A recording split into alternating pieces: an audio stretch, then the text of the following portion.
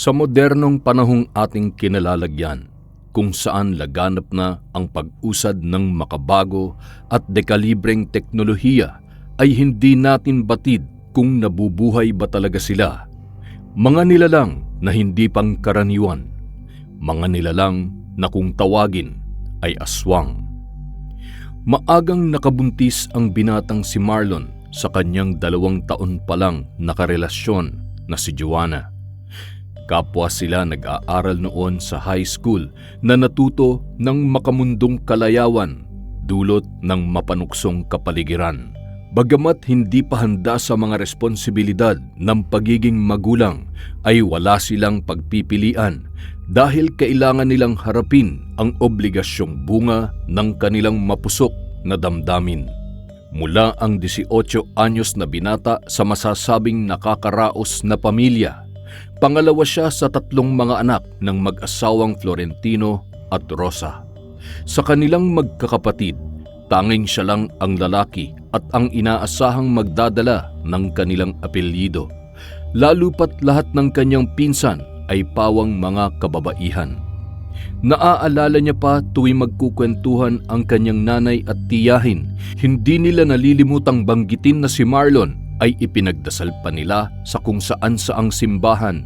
May katandaan na rin kasi sila noong magpakasal ng mister at inuna munang makapagpatayo ng bahay kesa bumuhay ng bata.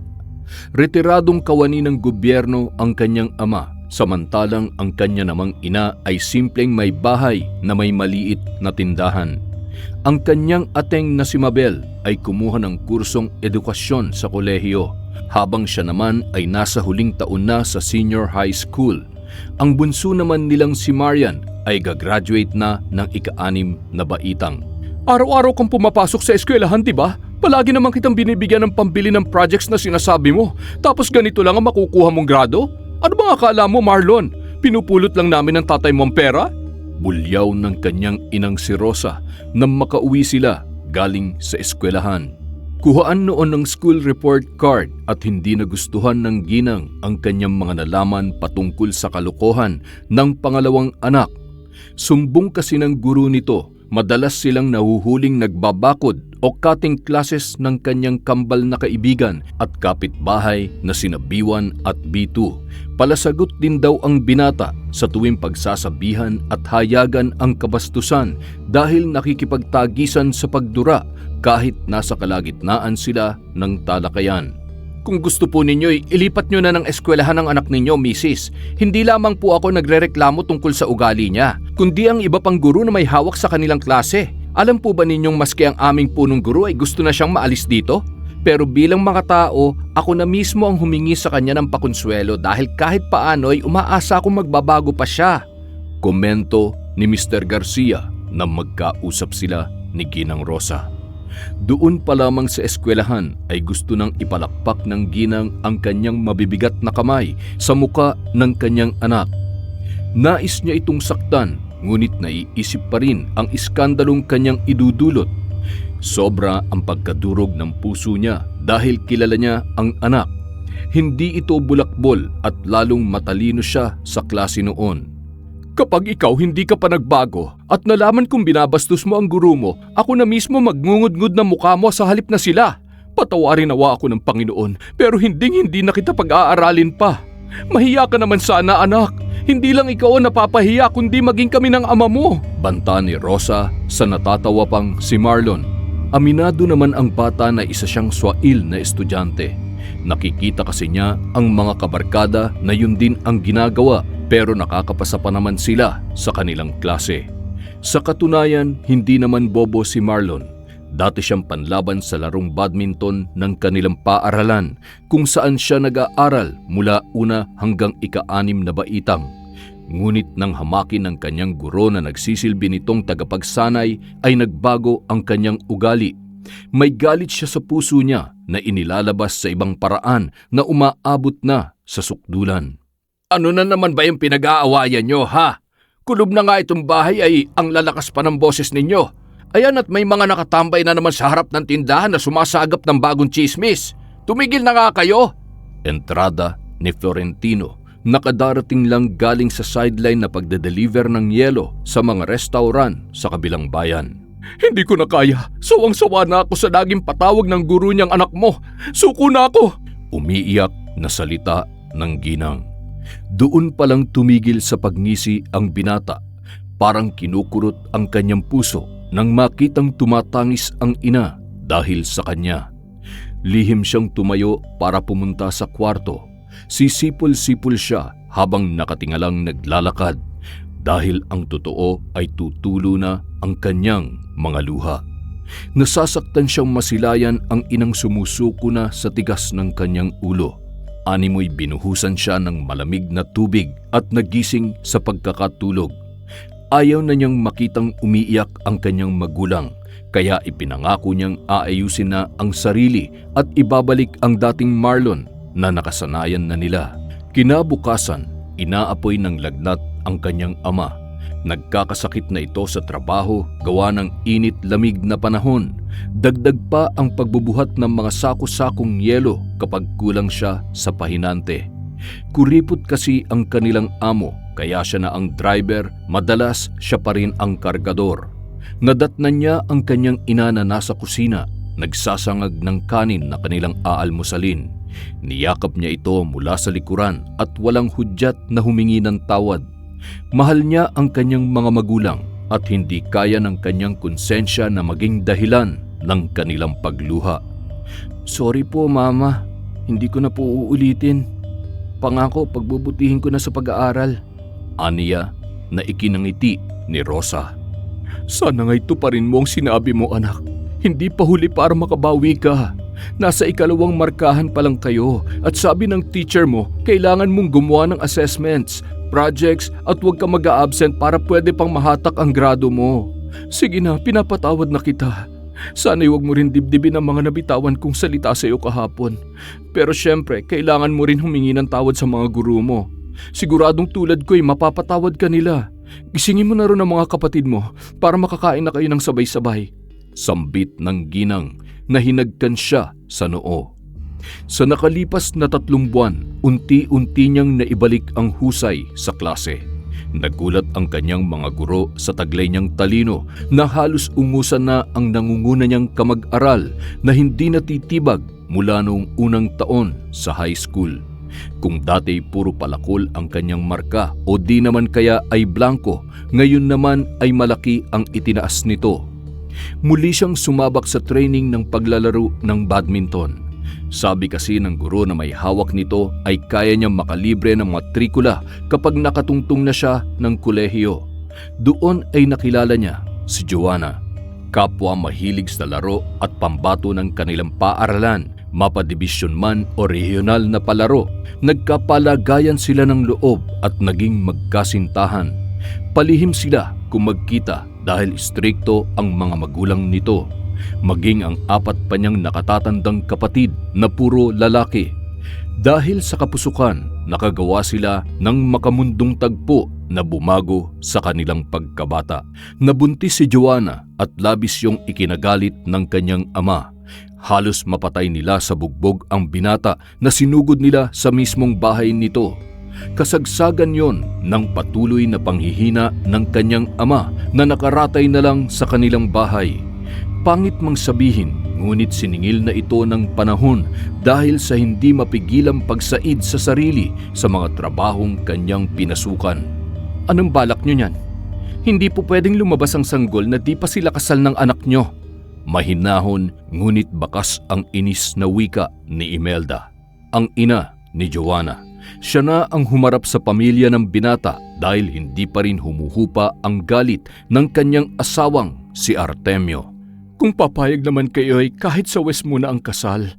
Nakita mo naman ang sitwasyon ng asawa ko, hindi ba? Wala kaming pera para sa engranding kasalan. Alam ko nagkamali ang anak ko, pero sana'y maunawaan ninyo ang kalagayan namin sa ngayon." Nagsusumamong tinig ni Rosa. "Wala naman akong magagawa kung yun lang ang kaya ninyo. Hindi na rin naman ako magmamalinis pa, misis. Alam kong may parte rin naman ang anak ko sa pagkabuo na magiging apo natin.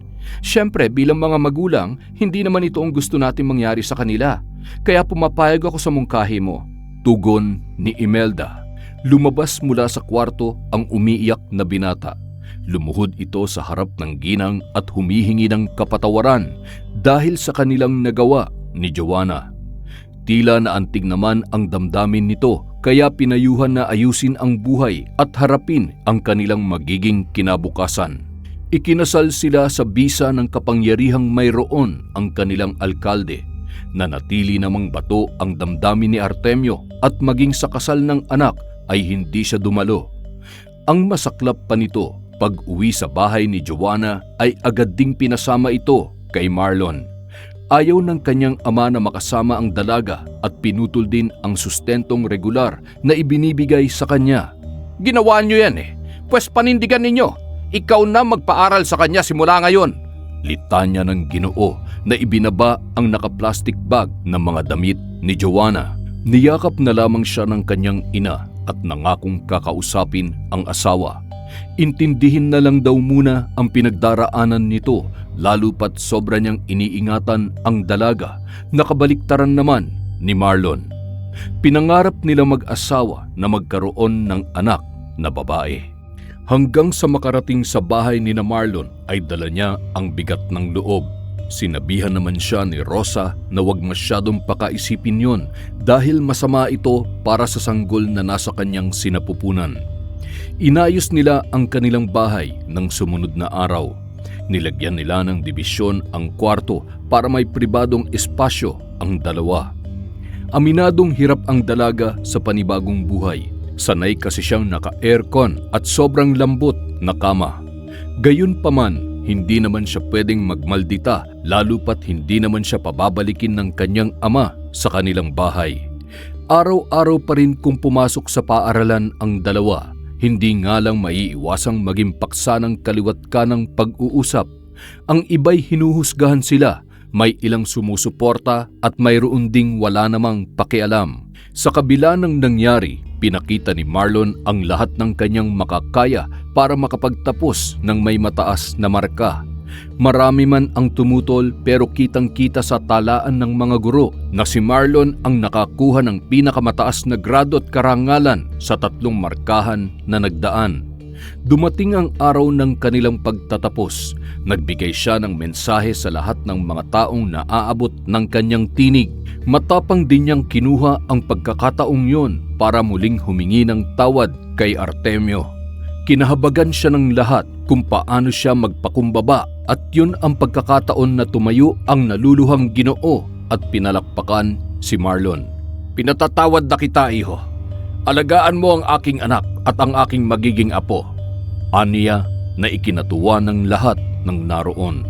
Labis ang saya ni Marlon dahil sa wakas napatawad na siya ng ama ni Joanna. Nagdiwang pa sila sa isang restaurant at masayang nagkukwentuhan nang biglang tumawag si Mabel sa kanilang ina. Animoy nasa pelikula siyang nabitawan ang telepono. Nagtubig ang kanyang mga mata hanggang sa sinundan yon ng pag-iyak. Wala na ang kanyang asawa. Patay na ang ama ni Marlon. Naputol ang kasiyahan nung araw na yon. Ang medalyang pinagsikapan niyang makamit at gustong ipagmalaki sa ama ay naging palamuti na lamang sa kanilang dingding. Sinagot ng pamilya ni Joanna ang burol at libing ni Florentino. Hindi kasi nila alam kung kanino lalapit.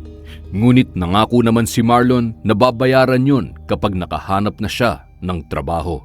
Balak kong magtrabaho sa pinasukan ni Papa, mahal. Ngayong wala na siya, kailangan kumilos ako para may pagkunan tayo ng panggastos araw-araw. Hindi naman natin pwedeng iasa yun sa tindahan. Pag nagkataon magsasara yun.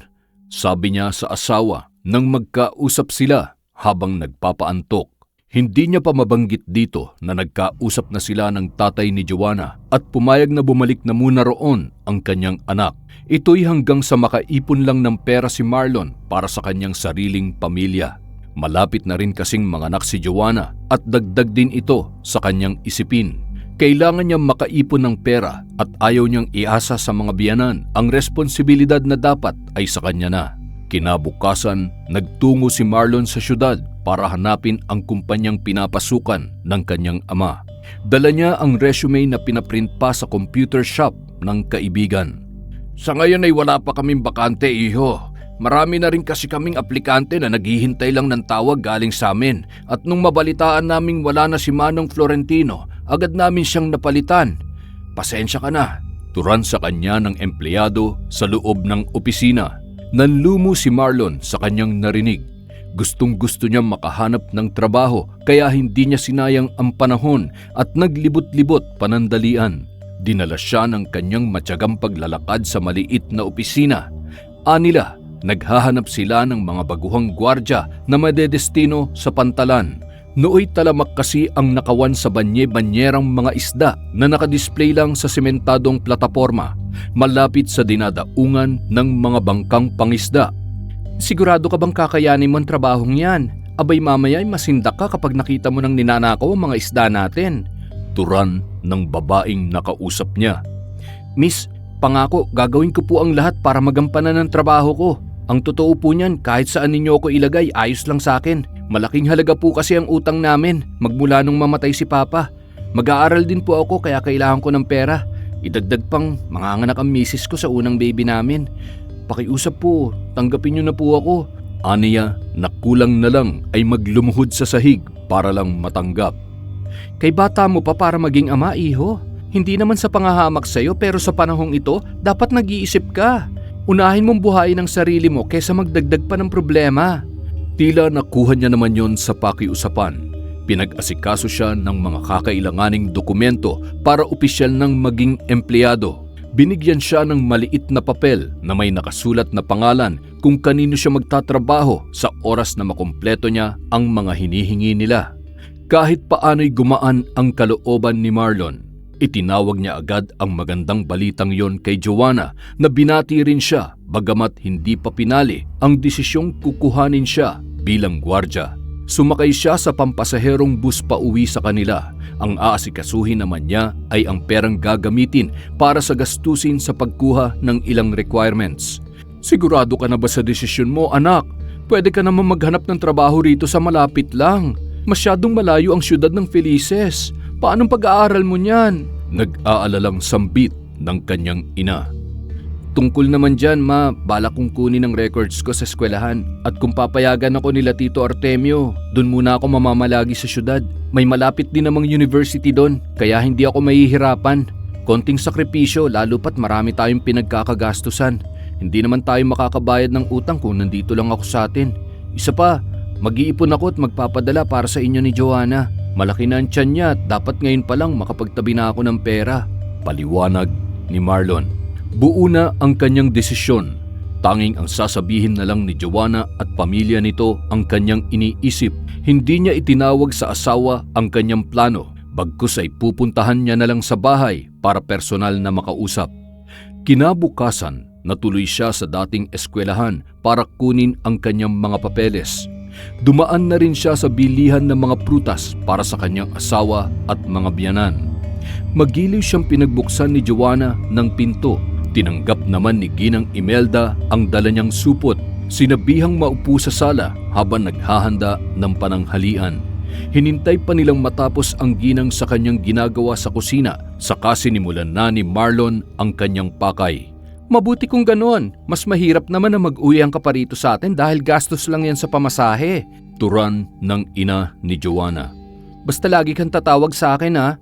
Tsaka huwag kang gagawa ng kalokohan doon dahil kakalbuhin kita. Tandaan mo, kasal na tayong dalawa at kapag nagkamali ka, hindi lang mag-asawang sampal ang ibibigay ko sa'yo. Baka isang barangay pa. Natatawa na lang na sambit ng asawa. Magagawa ko pa bang magloko? Takot ko lang kay Tito Artemio at sa mga kapatid mo kung magkataon. Nung nalaman nga nilang buntis ka, grabe nang nagawa nila sa akin eh. Paano pa kapag nalaman nilang niloko kita, di ba? Para lang talaga to sa magiging anak natin, pati na rin kay mama. Ako lang ang nag-iisang lalaki sa pamilya namin at kahit hindi ko obligasyon, pakiramdam ko kasi tungkulin kong humalili sa kanya. Sagot niya na hinalikan pa ang pisngi ni Joanna. Kumain sila ng pananghalian habang nag-uusap. Marami silang katanungan tungkol sa lugar na pupuntahan ni Marlon, maging sa titirhan nito roon. Napaisip tuloy si Marlon, hindi pa pala niya natanong kung may barracks ba sila o maliit na uupahang bahay kapag nagsimula na siya sa kanyang trabaho. Gayunpaman, hindi na yun mahalaga sa kanya dahil mas importante ang kikitaing pera na nakalaan sa kanyang pamilya. Iniwan sila saglit ni Imelda para magpunta sa bahay ng kumare nito. May practice sila ng sayaw para sa maliit na kompetisyong pambarangay. May pera ka ba riyan, mahal? Tanong ni Joanna nang makitang binabasa nito ang listahan ng kanyang requirements. Oo, meron ako rito. Sakto na tong pera ko para sa mga kailangan kong makuha. Aniya na hindi naman kinagat ni Joanna. Sorry mahal, kanina nung nagbanyo ka, tiningnan ko ang laman ng wallet mo. Alam kong wala ka ng pera at di mo naman kailangang ilihim yun sa akin. Asawa mo ko, katuwang mo ko sa mga ganyang bagay. Tugon nito. Sinabi ni Joanna na nilagyan niya ng pera ang pitaka ng mister.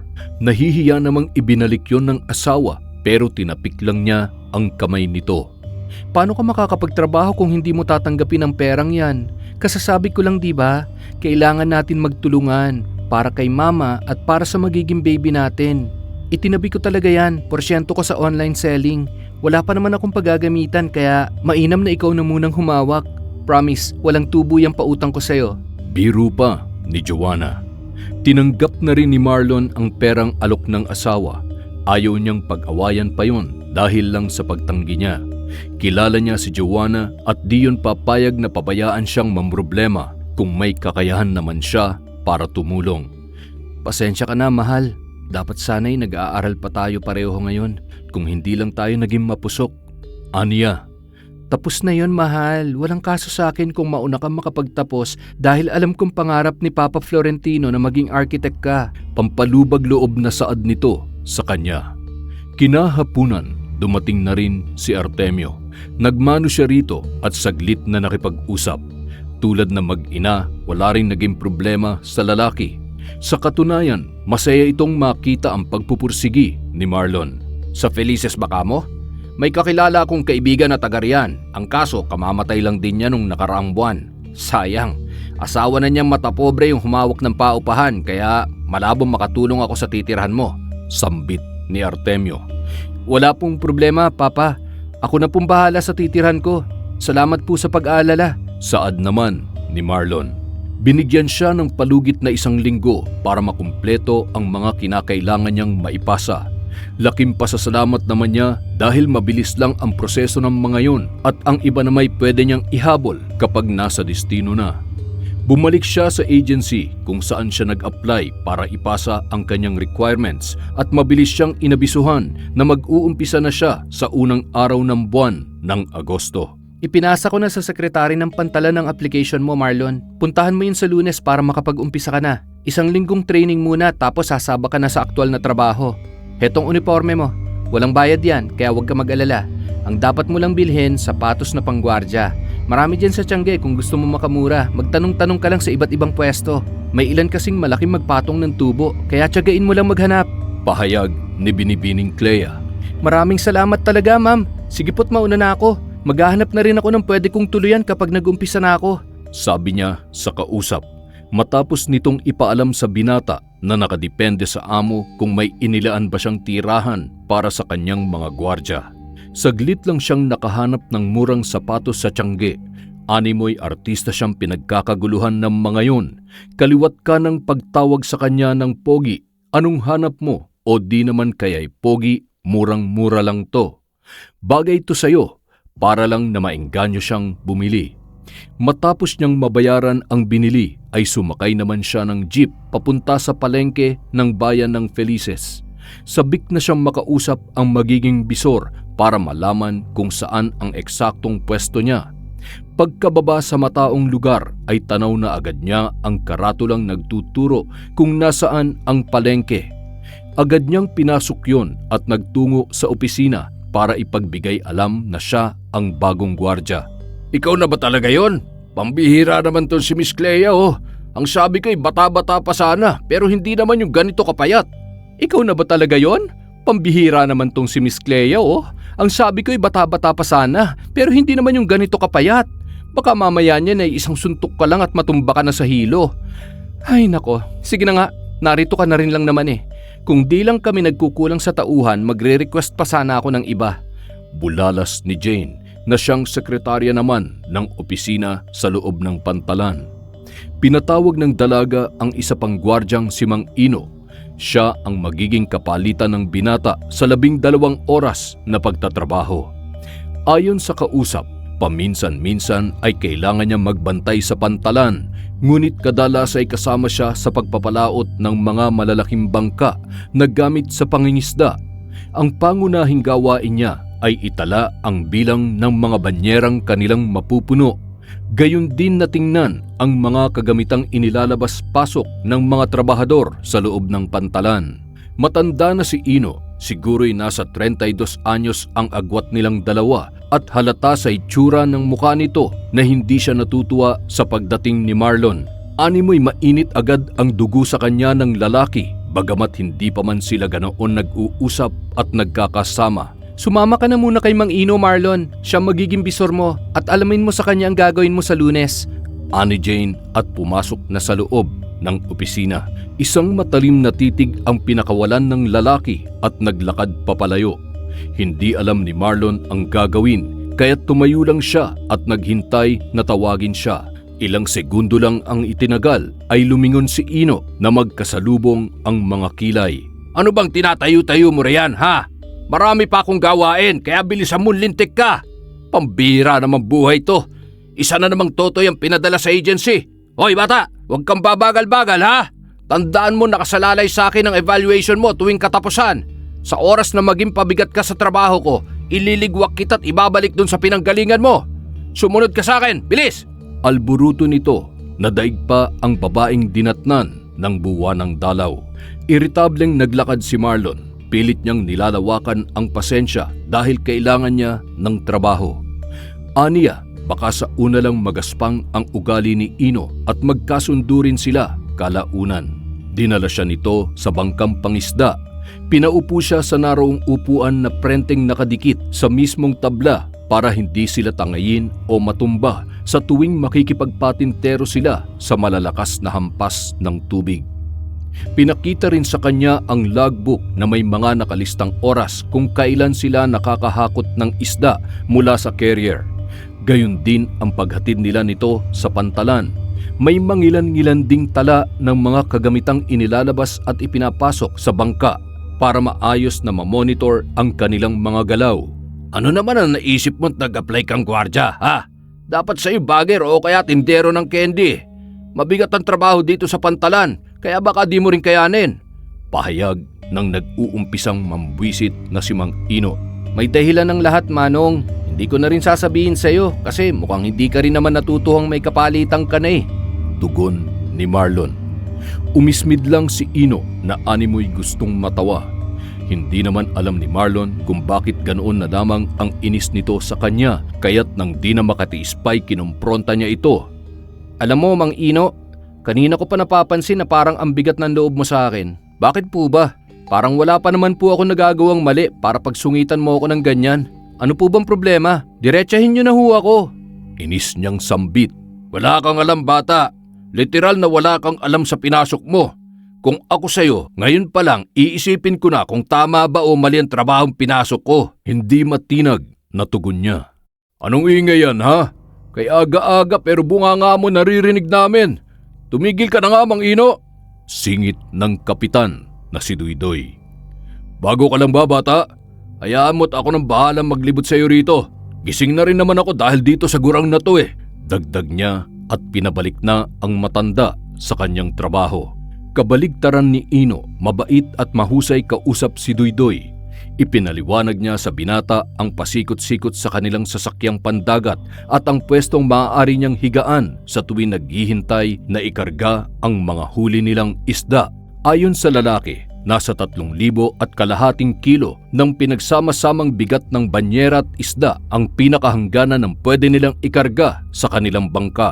Ang sistema, kukunin nila ang mga isda mula sa carrier o galing sa mas malaking barko at dadalhin na yon sa pantalan para pilian ng ibang trabahador o di kaya isang buong banyera na ang bibilhin ng mga parokyano. Sayang nga lang dahil kung malapit ang bahay ng binata ay pwede siya makakuha ng hindi bababa sa 5 hanggang 10 kilo ng isda kada linggo.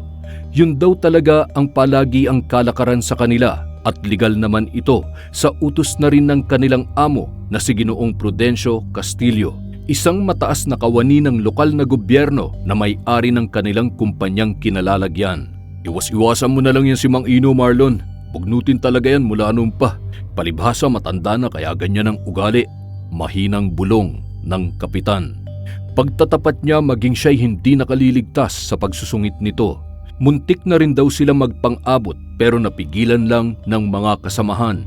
Tinandaan naman yon lahat ni Marlon at sinabing sisikapin niyang pakisamahan ng maayos ang matanda sa abot ng kanyang makakaya. Lumipas ang 3 oras ng pagsisiyasat, nakaramdam na ng matinding gutom si Marlon. Pinakain na rin muna siya ni Duydoy dahil aniya tuwing hapon ang kanilang alis at maaga pa'y nagluluto na sila ng hapunan. Nakaramdam naman siya ng hiya dahil nauna pa siyang sumandok ng mainit na kanin kesa sa mismong nagluto. "Huwag kang mahiya, bata. Para naman sa lahat yan. Sige na, kumain ka na riyan para hindi ka na mapagastos pa." Litanya naman ng isa pang kasamahan na nagpakilalang Dolphy. Bagamat gusto niyang tumanggi ay hindi niya yun nagawa dahil na rin sa udyok ng kumakalam na sikmura. Kumuha siya ng sinigang na isda at naupo muna saglit sa upuan ng kapitan habang ang iba ay abala sa pagsasalansan ng mga banyerang kanilang pinaggamitan. Doon din niya napagtanto na may ilang maliliit din bangka ang lumalapit sa kanila para humingi ng naitabi nilang isda o di naman kay pagbentahan sila ng mga pagkain na kadalasang mabibili pa sa pangpang. "Umiinom ka ba, Marlon? Gusto mo ng beer?" Tanong ni Kapitan Duydoy na sa pagkakataong yon ay mariin niyang tinanggihan. "Pasensya na po kayo, kuya, pero hindi po ako umiinom ng alak. Salamat na lang po." Magalang niyang sagot na ikinatango lang ng kausap. "Good boy naman pala tong kapalitan mo, Mang Ino eh. Kaya wag na mainit ang ulo." Biro pa ng kapitan sa gwardyang tumutulong sa paglilinis ng banyera at lambat. "Kayo talaga, oo. Sa inyo na mismo nang galing. Bata pa yan at marami pang kakainin bigas. Mamaya kapag nadaanan niya ng mga pirata, tumalon siya sa dagat dahil sa takot eh." Seryosong sambit nito pero tinawanan lang ng mga kalalakihan. "Ano pong pirata yun? Pasensya na po pero ang alam ko po kasing ginagawa nila ay nagnanakaw ng mga ginto. Tama po ba?" Inosenteng tanong ni Marlon. "Bata ka pa nga talaga, Marlon. Hindi lang naman ginto ang pakay ng mga pirata eh. Pati isda kinukuha na rin nila. Yan ang dapat mong matutunan kung paano sila itataboy kapag nagpumilit na akyatin tong bangka natin." Bulalas ni Dolphy. Marami pa siyang nalaman tungkol sa bagong trabaho. Ang kanila palang kumpanya ay may 5 bangkang pangisda. Ang lahat ng yon ay may tig-2 gwardya na salitan kung sumampa ng bangka upang magbantay. Nang matapos makapaglinis ng mga banyera ay bumalik na sila sa pantalan. Nagpaalam na rin si Marlon sa mga kalalakihan na sa Lunes na sila magkita. Nabanggit niya rin na pupuntahan niya ang pampublikong universidad para magpasa ng application para sa kursong architecture. Dooy bumilib sa kanya ang mga kasamahan. Hindi nila akalain na gusto niyang pagsabayin ang trabaho at pag-aaral na maging sila'y hindi nagawa. Hindi naman ganoon kalayo ang eskwelahan buhat sa pantalan. Mga nasa 5 minuto lang ay naroon ka na pero dahil nasa matao silang lugar ay aabutin yon ng 10 hanggang sa 15 minutos bago marating. Makipot kasi ang daan dahil maraming illegal parking sa mismong kalsada na nagpapabigat ng daloy ng trapiko. Pagkarating doon, mabilis siyang pumila para sa registration. Hindi naman naging mahirap yon dahil matinik siya kung sumingit sa pila na di nahahalata ng ibang nasa likod. Tumingin siya sa listahan ng mga oras ng klase. Itinugma niya yon sa kanyang trabaho at mapalad siya dahil ang iba ron ay pansamantalang gaganapin online. Magkakaroon lang sila ng klase 3 beses kada linggo dulot ng konstruksyon at renovation ng mga gusali sa loob ng universidad. Masayang masaya si Marlon na mahawakan na ang kapirasong papel na naglalaman ng patotoong isa na siyang estudyante sa kolehiyo. Muli, umuwi siya sa kanila para maghintay ng ilang araw bago ang nalalapit na pagsisimula niya sa bagong trabahong papasukan. Sinulat niya ang nalalabing sandali ng pahinga kasama ang kanyang misis na si Joanna. Namasyal sila sa parke na paborito nilang puntahan at do'y naglatag ng malinis na mantel para panoorin ang mga batang naglalaro. Sa di kalayuan, nakatanaw sila ng nagbabadminton at parang nagbalik sa kanila ang mga panahong nasa high school pa at nagsasanay para sa kompetisyon. Tara, laro tayo! Ani Joanna na napatingin kay Marlon. We, kaya mo pa ba? Baka mamaya matagtag yang si baby, kasalanan ko pa. Wag na, manood na lang tayo sa kanila. Tugon niya at naramdaman din ang bahagyang pagsisimangot ng asawa. Bahala ka nga, natatakot ka lang matalo kaya ayaw mo. Bulong sa hangin ng babae. Dinaan mo na naman ako sa pakyut mong yan, mahal. O siya, sige na nga. Hintayin mo ako rito at rerenta ako ng raketa. Sambit niya na ikinangiti ni Joanna. Kailangan pa talagang daanin sa drama eh. Baka nakakalimutan mong hindi lang sa badminton mahusay itong asawa mo. Pambato rin ako sa mga dula-dulaan nun. Pagmamayabang nito. Pambato raw nung dumayo kayo sa kabilang eskwelahan para itanghal ang dula nyo. Napatalon ka dahil sa dumaang bubuyog. Grabe ang mukha mo nun, mahal. Parang gusto mo na lang kainin ng lupa. Pang-aalas ka pa ni Marlon. Tumigil ka nga. Bilisan mo nang kumuha ng raketa, baka yung ulo mo pa mahampas ko. Iritableng sambit ni Joanna. Eto na nga. Pikon talaga masyado yung best actress na yan. Huling sambit niya at tuluyan na siyang nabato ng plastic bottle ni Joanna. Nagtungo si Marlon sa rentahan ng raketa at sa di inaasahang pagkakataon ay nakasalubong niya si Jackie, ang longtime crush ni Marlon noong elementary. Bagamat may asawa na siya, namula pa rin ang kanyang muka. Tuwing makikita kasi niya ang dalaga ay hindi niya malaman ang gagawin. Hindi naman sa di niya mahal si Joanna, pero kung nagkataon siguro na ito ang kanyang naging kadikit noong high school, baka nagkaroon ng pagkakataon na ito ang nakatuluyan niya. Lumipat kasi sila ng tirahan nung first year high school at tanging sa unang markahan lang sila naging magkaklase.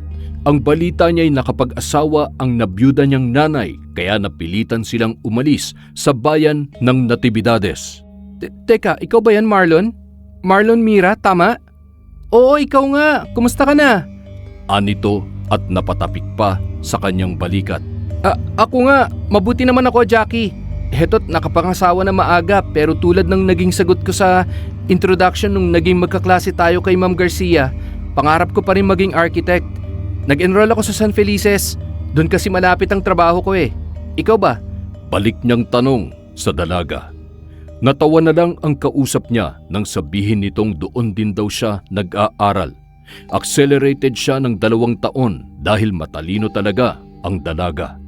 Sa kasalukuyan ay nasa 2 taon na siya sa kolehiyo at kumukuha ng kursong nursing. Napag-usapan din nila ang tungkol sa trabaho ni Marlon. Muli nagkataong malapit lang doon ang paupahang iniwan sa kanya ng kanyang stepdad. At kung gusto raw ni Marlon, pwede siyang makituloy doon. Binigyan siya nito ng papel na nakasulat ang address. Nagpaalam na rin agad ang dalaga dahil tinawag na siya ng kanyang mga kaibigan na sinama niya para mamasyal. Salamat dito, Jackie ha. Ingat kayo. Aniya na kumaway pa sa dalaga. Binilisan na ni Marlon ang kanyang ginagawa. Naratnan niya si Joanna na kumakain ng cotton candy at agad na niyang nilapitan. Nagreklamo pa ito sa tagal ng mister pero nang makita ang 2 raketa ng badminton ay walang patumpik-tumpik siyang nagpatulong na makatayo. Natatawa na lang siya sa kanyang misis na bagamat malaki na ang tiyan ay maliksi pa rin kung kumilos. Nasa kanya pa rin ang abilidad ng isang atleta at sa katunayan natalo pa siya nito. Nagkaasaran pa ang dalawa at paglipas ng kalahating oras ay tumigil na rin sila. Masyado na kasing naaalog ang tiyan ni Joanna at para maiwasang may mangyaring hindi maganda ay niyaya niya na lang itong maupo. Pinunasan niya ng bimpo ang likod ng buntis habang pinagtatawanan ang batang nakikipaglaro sa asong triple ang laki kesa sa kanya. Nang magdapit hapon na may pumwesto sila sa lugar na walang nakahambalang na kahit ano, pinagmamasdan nila ang paglubog ng araw. Indikasyong nabawasan na ang mga oras na magkakasama silang dalawa. Siniguro ng binata na sa tuwing day off niya ay uuwi siya sa Natividades. Hindi naman masyadong malulungkot si Joanna dahil mayroon ng social media na pwedeng maging ugnayan nila ng kanyang mister. Hindi tulad noon na panulat at papel lang ang kakampi ng mga matatanda tuwing makakaramdam ng pangungulila sa kanilang minamahal. Sumapit ang araw ng Linggo, huling beses na magkakasama silang dalawa. Isang mahigpit na yakap ang ipinadama ni Marlon sa kanyang pamilya. Gayon din sa asawa niyang nagiging emosyonal. Hinalikan pa niya ang tiyan nito para makapagpaalam sa kanyang anak. Malapit lang naman ang Felices sa Natividades, mahal. Hindi ako mangingibang bansa, ano ka ba? Huwag ka na malungkot dahil para sa atin naman tong gagawin ko. Aniya at ginawaran ng banayad na halik ang babae. Hindi na nagpahatid pa sa terminal ng bus si Marlon. Malulungkot lang siya lalo kung magkakataon at baka bigla pang magbago ang kanyang isip. Isinakay na niya ang kanyang malaking bag sa compartment ng bus at pumanhik na paitaas. Nag-alay muna siya ng maiksing dasal bago pa man mapuno ng ingay ang sasakyan. Bandang 5:00 ng hapon, nakarating na siya sa Felices. Matagal pa siyang nakatayo sa terminal at iniisip kung tutuloy ba siya sa paupahan ni Jackie. Aniya, wala naman siyang ekstrang pera na pwedeng ipambayad kahit sa mumurahing hotel lang. Kung sa pantalan naman siya tutuloy, magiging abala lang siya dahil hindi niya pa duty. Bahala na, kakapalan ko na lang ang mukha ko. Saad niya sa sarili na makabuo na ng desisyon na pupuntahan niya ang address ng dating kaklase. Binuklat niya ang kapirasong papel na iniabot nito sa kanya. Napagtanto niya na may numero palang nakasulat doon, kaya minabuti niyang tawagan muna bago tumuloy. Isang ring pa lang ang narinig niya ay sumagot na ito kaagad. Sino po sila? Bungad ng babae sa kabilang linya. Magandang hapon, Jackie. Si Marlon to. Pasensya ka na kung nakaabala ako sa'yo. Pauna niyang salita na bahagyang natigilan sa nais sabihin. Oh, ikaw pala. Nasaan ka na? Nandito ka na ba sa Felices? Anong sadya natin? Sunod-sunod nitong tanong. Gusto ko lang sanang malaman kung pwede akong makituloy sa paupahan nyo ngayong gabi. Basta mayroong bubong, ayos na sa akin yon. Mukhang delikado kasi dito sa daan kapag dito ako nagpalipas ng gabi. Huwag ka mag-alala at alis din ako kinabukasan. Kailangan ko lang malampasan tong gabing to. Nahihiyaman ay nagawa niya pa ring sabihin. Sus, yun lang naman pala eh. Walang problema, ano ka ba? Pumunta ka na ron kung kailangan mo magpahinga. Tatawagan ko lang si Manang Gail para pagbuksan ka. Pero kung malapit ka lang sa university, sabay na tayo. Mga 15 minutes lang, pauwi na rin ako. May tinatapos lang akong research, tapos uuwi na ako. Saad ni Jackie. Nasa terminal pa lang naman ako. Sige, pupuntahan na lang muna kita riyan para makisabay na akong umuwi. Salamat. Maraming salamat ha. Aniya, sabay ibinaba ang tawag. Hindi maiwasan ni Marlon na makaramdam sa sarili ng kakapalan ng muka. Sa tanang buhay niya, yun ang unang beses na nakiusap siya ng malaking bagay sa iba. Gustuhin man kasi niyang matulog sa tabing kalsada ay natatakot pa rin dahil kahit di siya tubong syudad ay alam pa rin niya ang ilang mga kaganapan at ang daloy ng pamumuhay ng mga taga rito. Saglit na naghintay sa guardhouse ang binata. Ayaw na rin niyang hanapin pa ang dalaga dahil baka makaistorbo lang siya sa ginagawa nito. Makalipas ang pasado 6:00 ng gabi ay may bumusinang itim na kotse. Ibinaba nito ang bintana at dooy nasipat niya si Jackie. Pinabuksan lang nito ang likurang bahagi ng sasakyan para mailagay niya ang mga bagahe niya. May dalawa pa siyang kasama sa likuran kaya doon na siya naupo sa unahang bahagi. Samot-saring katanungan ang kanyang sinasagot na daig pa ang nag-a-apply ng trabaho sa sobrang pagka-intrimitida ng dalawang kaibigan ni Jackie. Dumaan lang sila saglit sa isang fast food chain para mag-order bago ihatid sina Jasmine at Althea sa gate ng kanilang subdivision. Naku, pasensya ka na kanina ha. Madaldal lang talagang dalawang yon. Hinging paumanhin ng dalaga dahil napapansin niyang naiilang na si Marlon sa panay tukso ng kanyang mga kaibigan. Ayos lang, wala namang kaso sa akin yon. Marunong naman akong sumakay sa biruan. Tugon ni Marlon. 5 minuto pang pagmamaneho ay nakarating na sila sa paupahan ng dalaga. Kadikit lang nito ang kanilang magandang bahay na may 4 na palapag. Ipinarada ng dalaga ang kanyang sasakyan sa garahe. Mistulang nasa isang malaking pabrika ng kotse ang binata sa dami ng sasakyan doon. Kinuha ni Marlon ang kanyang bag at sumunod na sa kaibigan. May ilan ding mga tauhan ang bumati sa dalaga na ayon sa kanya ay mga empleyado nila. Si Aling Pinang na kusinera, si Manang Gail na kasambahay at si Manong Erwin na tagalinis ng bakuran. Nabilib ang binata sa kabaitan ng pamilya ni Jackie. Ang kanilang 10 kwartong paupahan kasi ay nagmistulang bahay tuluyan na lang ng kanilang mga trabahador. Manang, pakikuha nga po kay Paul yung susi ng bakanting kwarto sa taas. Sabi ni Jackie. Agad namang sumunod ang ginang. 3 minuto lang siyang nawala at bumalik na may dalang bugkos ng mga susi. Binuksan niya ang unang silid sa 2 palapag. Hindi yun kalakihan pero sapat para sa isang taong maninirahan. May maliit yung sala, kusina sa tabi ng banyo at komportableng kama sa katamtamang sukat ng kwarto. Pwede ka magstay dito hanggang kailan mo gusto. Huwag mo na rin alalahanin pa ang renta dahil sa akin ang paupahan na to. Libre lang ang kuryente dahil naka-solar kami. Sa tubig naman, pwedeng sa gripo o sa balon ka kumuha. Walang kaso yon. Nasa likod bahay yon. Paturo ka na lang kay Paul. Nandun siya nakatira sa katabing kwarto nun.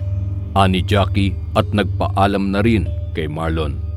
Nagbukas lang ng cup noodles ang binata. May lutuan naman doon at takore. Kaya hindi na siya nahirapan pa kung saan kukuha ng mainit na tubig. Naglinis na rin siya ng kanyang katawan para mapreskuhan bago siya nahiga sa malambot na kutsyon. 10 minuto rin silang nag-usap ng kanyang misis at natutuwa itong malaman na may kaibigang tumulong sa kanyang mister. Mabuti na lang hindi selosa si Joanna kaya walang naging problema sa kanya nang banggitin ni Marlon kung sino ang taong may mabuting loob na nagpatuloy sa kanya. Kulang man sa tulog ay pilit pa rin siyang bumangon. 2:00 na kasi ng madaling araw at 1 oras na lang ang mayroon siya para gumayak. Patakbo siyang naligo sa labas ng kwarto. Ayon kasi kay Paul na nakausap niya kagabi ay pansamantalang putol ang linya ng tubig dulot ng pagsasaayos ng mga tubo sa kakalsadahan. Hindi na niya ininda ang lamig ng panahon. Sa loob ng 3 minuto ay nagawa niyang makapagsabon, hilod at banlaw. Nang papalabas naman na siya bandang 2:35, nakasabay siya sa isang jeepney driver na papasada na rin. Swerteng nakalibre siya at mabilis na naihatid sa palengke. Dumaan muna siya sa opisina para mag-time in. Nagmadali na rin siya sa pagpunta sa bangka dahil naghihintay na si Mang Ino. Babalik na kasi sila sa laot para angkatin ang banye-banyerang isda. Umaga pa lang ay nakabusangot na ito kaya kahit batiin niya na magandang araw ay wala ring silbi. Itinuro sa kanya ng kapitan ang dapat nilang gawin. Akala kasi niya pagbabantay lang ang trabaho niya, ngunit hindi pala. Kailangan din pala niyang tumulong sa pag-aayos ng mga huling isda. Umidlip ka muna kung gusto mo, Marlon. 1 oras pa bago tayo makarating doon. Gigisingin ka na lang namin. Ani Kapitan Duydoy. Sa halip na matulog ay nahiga lang siya sa duyan. Medyo nahihilo kasi siya sa paiba-ibang indayog ng bangkang sinasakyan. Makalipas ang 1 oras, namangha siya sa dami ng lamang dagat. Inilatag nila ang mga banyerang paglalagyan at mabusising pinagsama-sama ang magkakatulad na isda, alimango at pusit. Sa unang 2 linggo ay pinaghusayan niya ang kanyang trabaho. Dito natuklasan niya rin kung gaano kagarapal si Manong Ino na panay ang kupit ng isda upang ibenta sa mga parokyano ng mas mababang halaga. Isa sa pinaalala sa kanya ng agencing pinasukan niya, alamin ang mga nangyayaring anomalya sa loob ng pantalan dahil magdudulot yon ng pagkalugi sa kumpanya katagalan. Ilang beses na rin silang nagtatalo ng kapalitang gwardya dahil sa ugali niyang yun. Bagamat siya ang pinakabata sa kanilang grupo at hindi niya ginagawang basehan ito para manahimik na lang, nais niya ng maayos na trabaho at hindi masangkot sa kahit anong kalokohan ng mga taga roon. Isang beses ay nag-straight duty si Marlon.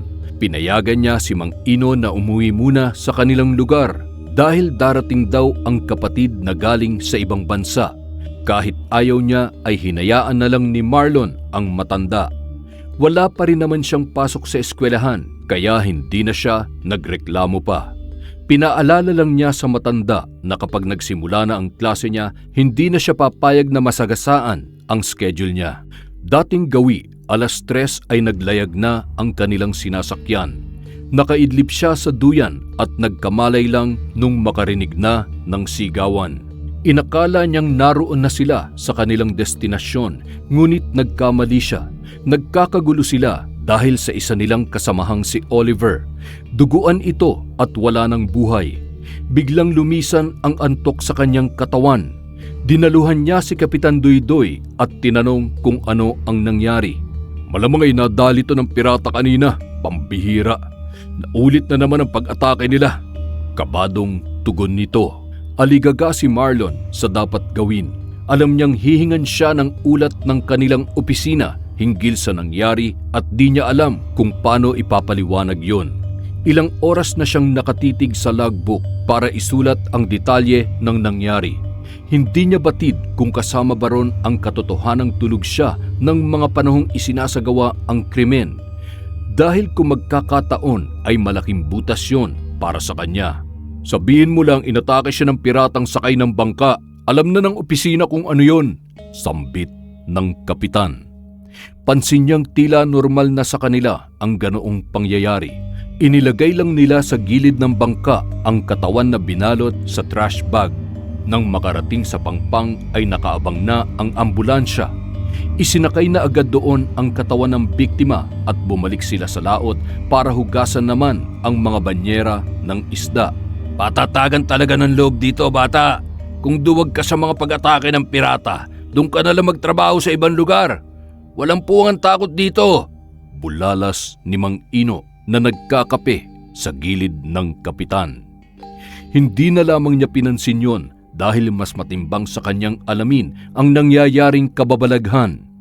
Kinabukasan, nang pumasok muli sa trabaho ay mayroon na namang bagong saltang empleyado na papalit kay Oliver na sa pagkakatanda ni Marlon ay pang-anim na sa mga bagong dating sa kanilang kumpanya. Ang 4 pa kasing natitirang bangka ay may kaparehong sitwasyon din kina Marlon. Inatake rin sila ng mga pirata habang nasa laot. Dumating ang araw na nagpagimbal kay Marlon. May kasungitan ang panahon na magpalaot sila. Mula na may mangyaring patayan sa kanilang bangka ay hindi na siya natutulog habang nasa trabaho. Hindi niya alam kung matutuwa ba siyang walang kamag-anak na nagreklamo patungkol sa pagkamatay ni Oliver o malulungkot dahil kung sa kanya nangyari yon ay parehas sana sila ng magiging kapalaran ng kanyang katrabaho. Habang rumuronda siya sa kanilang sasakyan, napansin niya na tila ba may maliit na bangkang sumusunod sa kanila. Bagamat may kadiliman ay natatanaw niyang lulan nito ang nasa 5 kalalakihan. Kumakaway ito sa kanya at natatabunan ng daluyong ang ginagawa nilang pagsigaw. Dumalo siya sa dulo ng bangka para alamin kung ano ang kailangan ng mga yon. Dumungaw siya at halos kalahating katawan na ang kanyang inilitaw para lang marinig ang mga yon, pero wala pa ring nagbago. Kung hindi pa siya tinawag ng kapitan na napansin din pala ang kanyang ginagawa ay may posibilidad na mahulog siya sa dagat. Lumingon siya rito para sabihin ang kanyang nakita, ngunit pinagbawalan siyang kausapin pa ang mga yon. Ayon sa kapitan, huwag daw pansinin dahil mga pirata raw yon ng isda. Biglang kinabahan si Marlon. Nanuot sa kanya ang lamig ng panahon at nang ibalik niya ang kanyang tingin sa mga ito ay iba na ang naging tagpo. Malakas man ang hampas ng hangin ay hindi namamatay ang sindi ng sulo na kanilang binuksan. Rumehistro kay Marlon ang wangis ng mga yun. Nakangiti silang lahat na wari may gustong ipakahulugan. Sa puntong yon, malinaw na niyang naririnig ang kanilang mga tinig. Bumubulong sila ng kakatwang mga salita at hindi nagtagal ay umalingaw-ngaw ang sigaw ng kasamahan nilang si Tope. Tumalon kasi sa tubig ang bagong empleyado na nagpakilala bilang si Boyong at ang nakatitindig balahibo ay dumiretso siya ng langoy sa bangka ng mga kalalakihan. Animoy mangingisdang nakahuli ng pang-ulam ang mga yon. May inilabas silang mahabang kalawit na ginamit upang sungkitin ang binata. Umikot sa kanyang tainga ang pagtangis ni Boyong na humihingi ng tulong. Para siyang nagising mula sa masamang panaginip nang tapikin siya ni Dolphy. Kinuha niya ang kanyang baril sa tagiliran at itinutok yun sa naturang mga pirata. Ngunit katakatakang wala na ang mga ito at tanging katawan na lang ni Boyong ang nagpalutang-lutang doon. Kuya, nakita ko sila kanina. Pinatay nila si Boyong. Sumbong niya kay Dolphy na umiling-iling na lang. Tulungan mo na lang akong iangat ang katawan niya, Marlon. Malapit na tayo sa barko, kaya kailangan natin magmadali. Tugon nito sa kanya. Gulong-gulo si Marlon. Hindi niya maunawaan kung bakit ganoon na lamang nila ipinagsawarang bahala ang nangyaring krimen.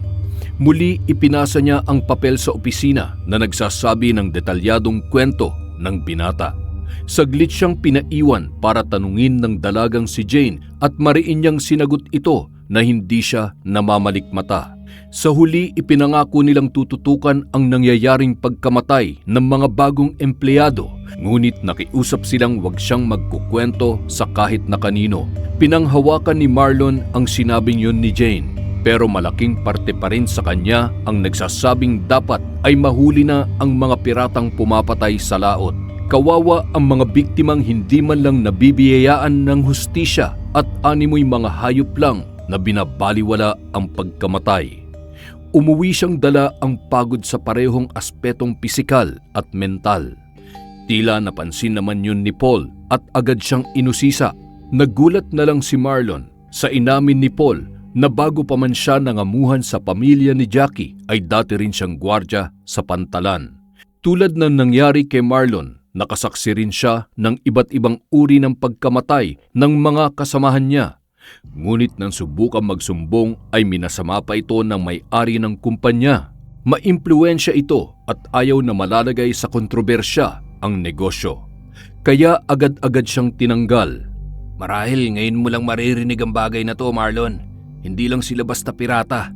Mga uri sila ng aswang. Bulalas ni Paul.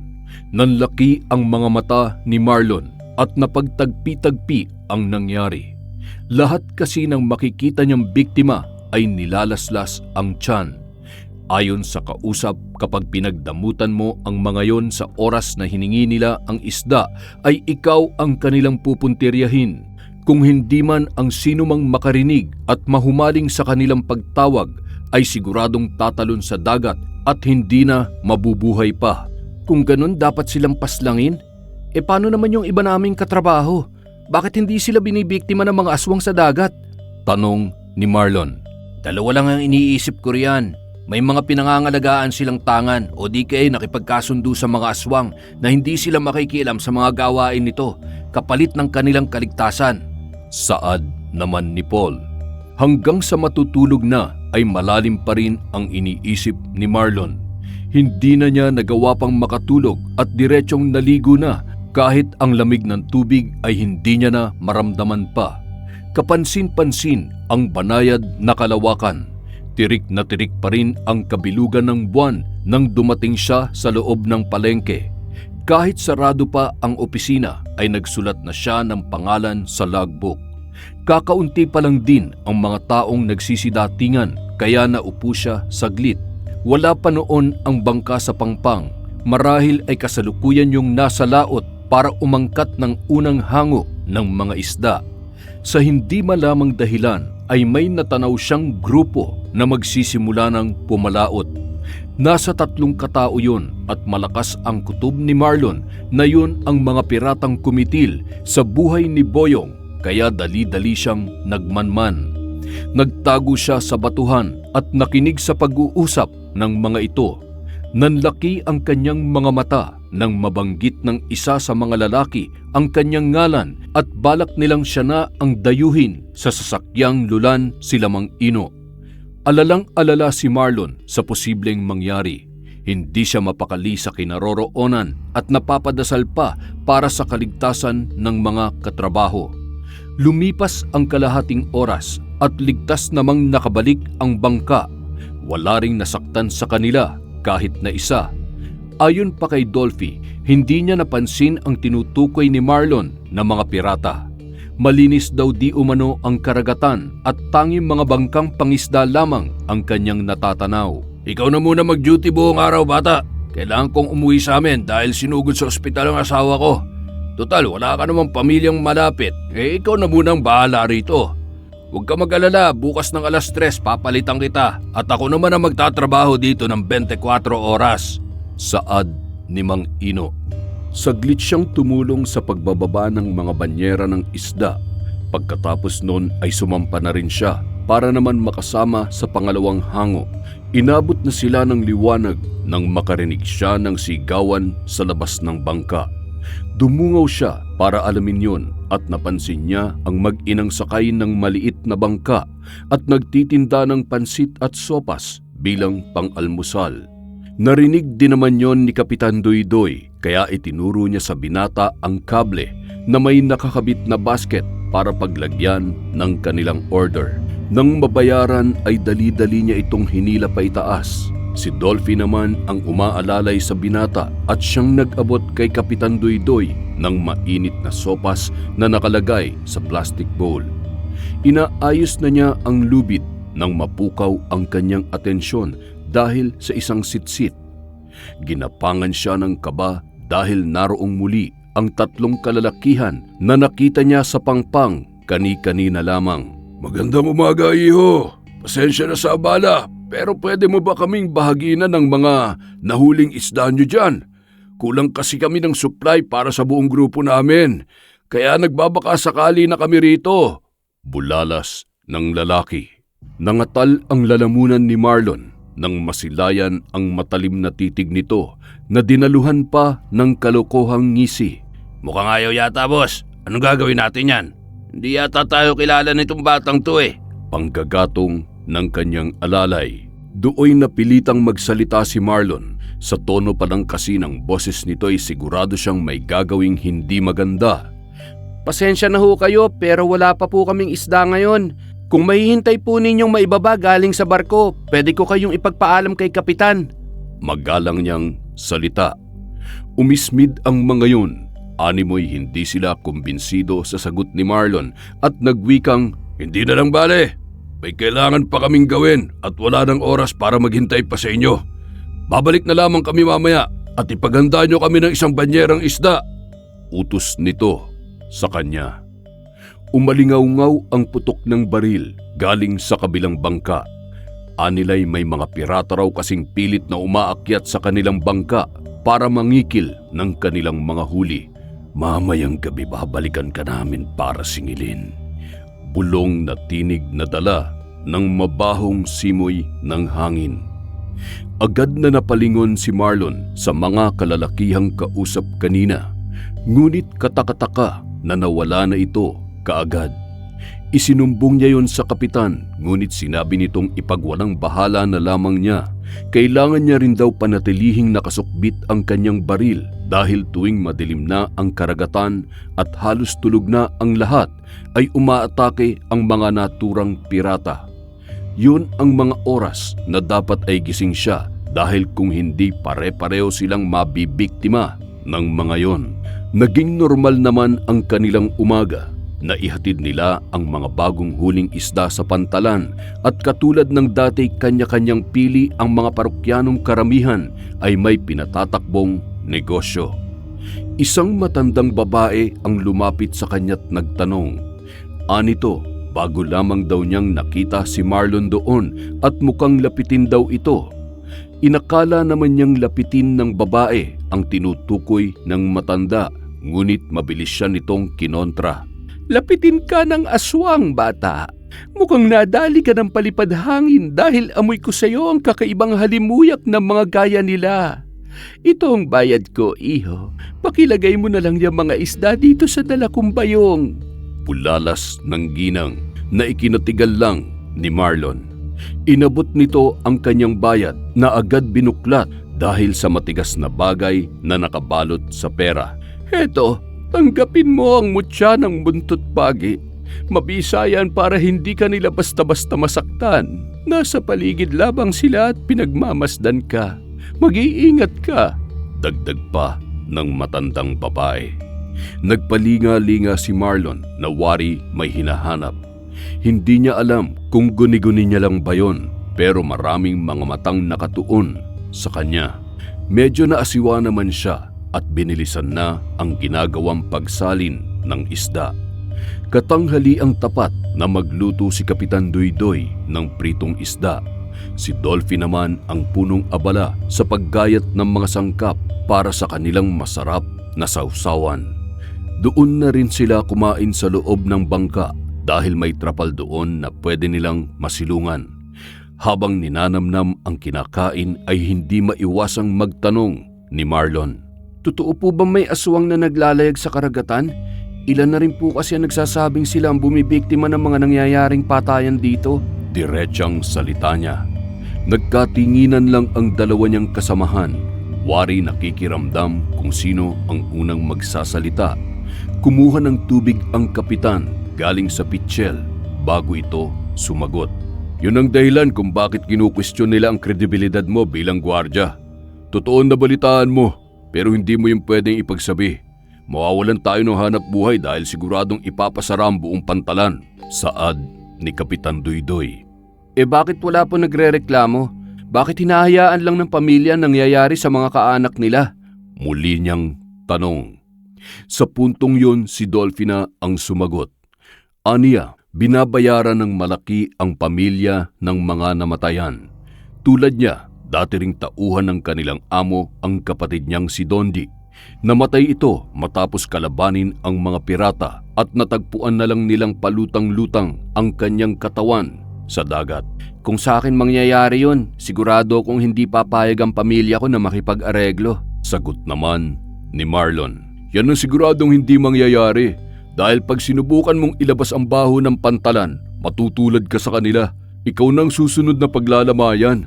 Bago pa man kumalat ang balita, 100% burado ka na sa mundong ito. Mismong si Ginoong Prudencio magpapapatay sa iyo. Paliwanag ng kapitan. Nang makakain ay nagpahinga silang saglit. Pagkatapos ay kinolekta ang mga banyera para mabanlawan. Sapat na ang kanilang layo mula sa pantalan nang ibaba ni Marlon ang angkla. Pinagtulungan nilang linisin ang mga banyera upang di pangitlugan ng mga langaw na pinagpipiestahan ang lansang dumikit doon. Sinabihan siya ni Kapitan Duydoy na umidlip muna habang walang layag. Bandang 3:00 pa kasi ng hapon ang bukas ng palengke at aabuti ng 2 oras para makuha nila ang natitirang mga banyera. Malamig ang simoy ng hangin sa tapat para kontrahin ang init ng araw. Nakakuha na siya ng antok nang mapadilat siya dahil sa sunod-sunod na pagbunggo ng matigas na bagay sa kanilang sinasakyan. Medyo naiinis siyang tumayo mula sa duyan at padabog na tinungo ang istorbong yon. Tumaas ang kilay niya nang makita ang isang sirang bangka na inagos patungo sa kanilang sinasakyan. Paulit-ulit yon sa pagbundol na agad niyang natantong dahilan ng ingay na pumurnada sa kanyang malapit na sanang pagkakatulog. Pahakbang na sana siya pabalik sa duyan nang may panibagong istorbong dumating. Tinawag siya ng tinderang pinagbilhan nila ng almusal at tinanong kung may gusto siyang bilhin. Wala pa siyang pera nung mga oras na yon. Tinitipid niya ang kanyang kaunting na itabi, pambili na rin ng gamit sa pasukan. Katatapos lang din po namin kumain, Ale. Tulog din po ang mga kasama ko, kaya sa ibang araw na lang po siguro. Maagap niyang sagot. Ganun ba? Nariyan ba si Duydoy, iho? Pakikuha nga tong asin na in-order niya sa akin. Bayad na to, kaya ikaw na lang ang magbigay sa kanya. Sambit ng babae. Ibinaba niya ang lubid at kinuha ang supot ng asin. Nagpaalam na rin ang tindera na aalis upang makapaglibot sa iba pang bangkang nais bumili ng kanyang paninda. Ipinatong niya sa bangketang upuan sa tabi ng kanilang kapitan ang supot ng asin. Bumalik siya sa kanyang pagkakahiga at nagising na lamang nung dapit hapon na. Lahat ng natirang isda sa pantalan ay pinaghati-hatian nila. Ayaw kasi nilang maglabas ng mga bilasang isda dahil mababawasan ang kanilang parokyano na aangkatin pa ang mga yon at dinadala sa malayong lugar. Biglang naisip ni Marlon ang mga piratang kanyang pinangakuan. Humingi siya ng sariling parte na kadalas ay di niya ginagawa dahil wala na siyang oras para magluto sa tinitirhan. Aanin mo yan, bata? Uuwi ka ba ngayon dun sa tinutuluyan mo? Hindi ba't straight duty ka ngayon? Tanong ng kapitan. Hindi po ito para sa akin, Kapitan. Doon po sa mga nanghihingi ng isda. Sabi kasi nila kaninang umaga, babalik daw sila para manghingi. Sa katunayan, ang gusto nga nila isang banyera. Pero kahit pagsamasamahin natin tong mga to, hindi tayo makakapuno nun. Sapat na siguro tong isang supot para sa magiging hapunan nila. Saad niya sa kapitan. Patay tayo dyan, bata. Pinagsabihan na kasi kitang huwag silang kausapin, di ba? Ngayon siguradong babalikan ka na nila. Bulalas ng kapitan sa seryosong boses. Bahagyang nataranta si Marlon. Hindi niya alam kung ano ba ang ibig sabihin noon. Gustuhin man niyang tanungin pero nawalan na siya ng pagkakataon dahil sa pagdating ng kanilang amo. Nangumusta ito at inalam ang kanilang sitwasyon. Agad na dumirekta ang atensyon nito kay Marlon at ipinaalalang huwag magkukwento sa labas. Animoy tutang tatango-tango si Marlon kasunod ng pangakong mananatiling lihim ang kanyang mga nasaksihan. Nang makapagpaalam na ito, niyaya na siya ni Dolphy na umakyat sa bangka. Kailangan pa kasi nilang banlawan ang mga natitirang banyera para makapagluto na ng hapunan. Isinilid niya sa isang styro box ang supot ng isda na pinalibutan niya ng yelo at winisikan ng asin para hindi agad matunaw. Nagpaalam pa siya na kukuha ng kaunti na ayon naman kay Kapitan Duydoy ay hindi niya inorder sa tinderang nagbigay sa binata ng sandamakmak na asin na yon. Tila nalimot na rin niya ang katanungang nabuo sa kanyang isipan dahil sa musikang sabay-sabay nilang sinasabayan na nagmumula sa nakabukas na radyo. Kasagsagan ng kanilang pagsasalo-salo sa nilutong paksiw ni Dolphy nang umalingaw-ngaw ang sunod-sunod na huni ng mga ibon. Nagbigay yon ng kaba kay Marlon dahil sa kakaiba nitong tunog. Idinaan na lang sa biro ng kapitan na magtabi-tabi sila sa pagtulog dahil palatandaan daw yon ng paparating na ulan. Naghuhugas ng plato si Marlon sa likurang bahagi ng bangka nang sitsitan siya ng mga pirata. Malalapad ang ngiti nilang hinihingi ang kanilang ibinilin sa kanya.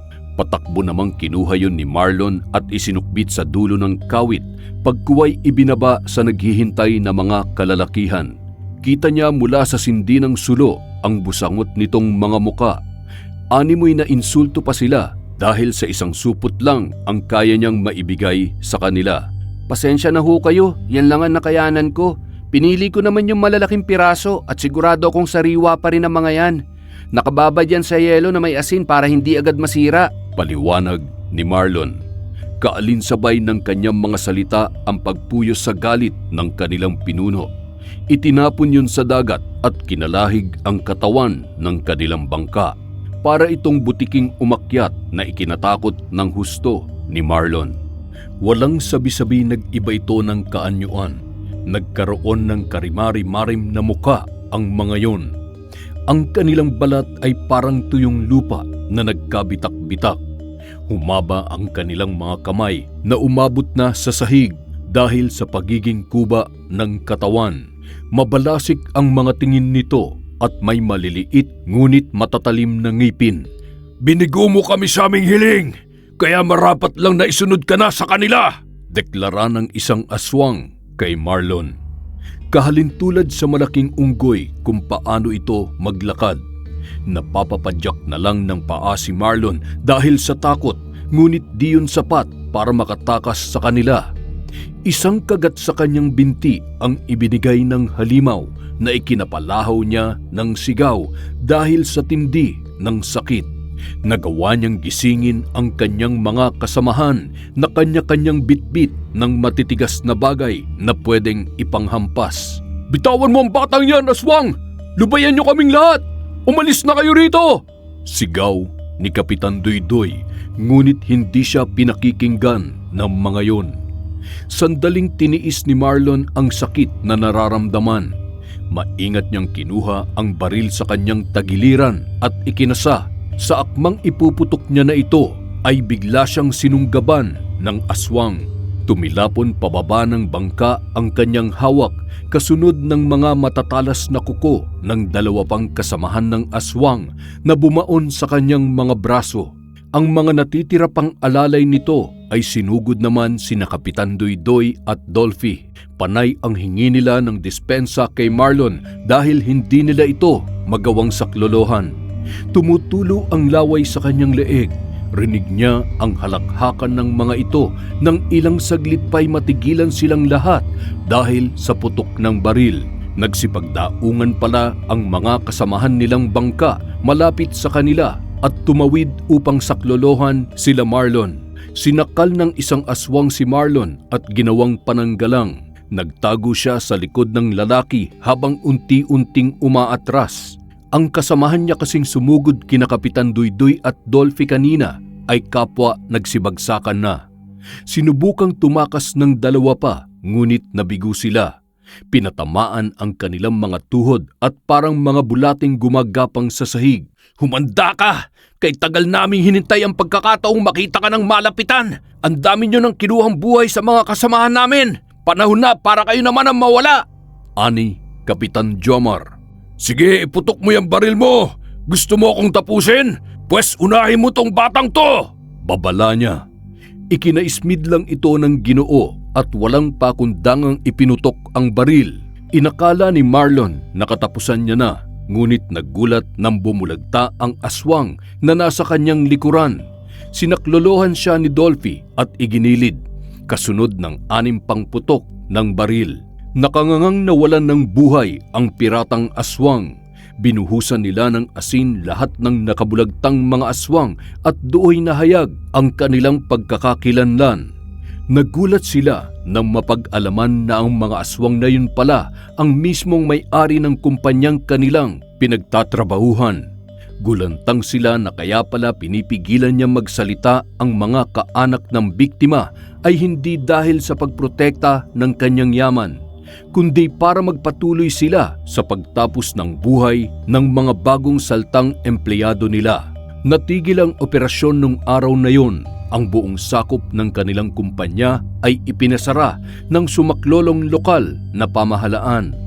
Marami ang nandiri nang makita ang inaagnas na bangkay ng mga aswang. Kulay itim kasi ang uod na gumagapang sa kanilang nabubulok na laman. Dumating ang tindera na laging bumibisita sa mga bangka.